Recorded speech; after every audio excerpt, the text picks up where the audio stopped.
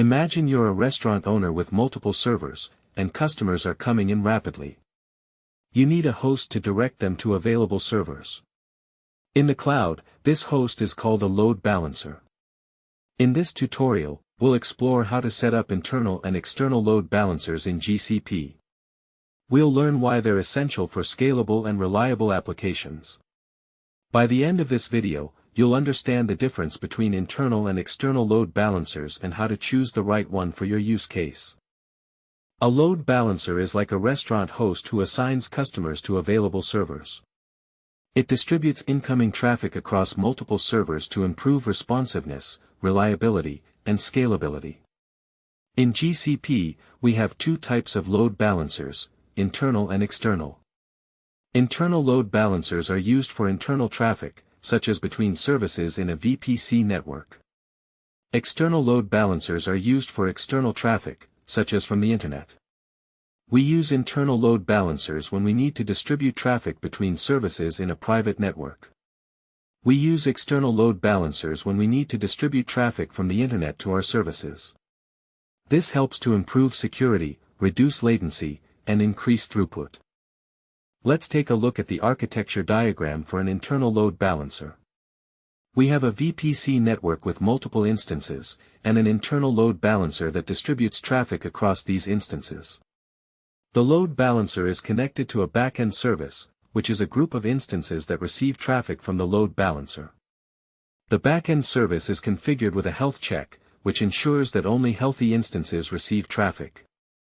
For an external load balancer, we have a similar architecture, but the load balancer is connected to the internet, and we have a forwarding rule that directs traffic from the internet to the load balancer. To follow along with this tutorial, you'll need a GCP account and the Cloud Command Line tool installed on your machine. You'll also need to create a VPC network in some instances. Don't worry if you're new to GCP, we'll walk through each step together. The Cloud Command Line tool is used to manage your GCP resources from the command line. So, when should you use an internal load balancer versus an external load balancer? Use an internal load balancer when you need to distribute traffic between services in a private network. Use an external load balancer when you need to distribute traffic from the internet to your services. Here's a comparison table to help you decide.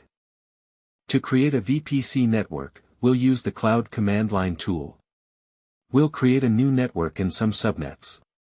This is like creating a new private network for your restaurant. You need to define the network and the subnets, which are like the different areas of the restaurant. To create an internal load balancer, we'll use the Cloud Command Line tool. We'll create a new load balancer and a backend service. This is like hiring a new host for your restaurant. You need to define the host's responsibilities and the servers they'll be working with. Here's a flowchart to help you decide which type of load balancer to use. First, determine if you need to distribute internal traffic or external traffic. If it's internal traffic, use an internal load balancer. If it's external traffic, use an external load balancer. Next, determine if you need to distribute traffic to multiple instances or just one instance. If it's multiple instances, use a load balancer.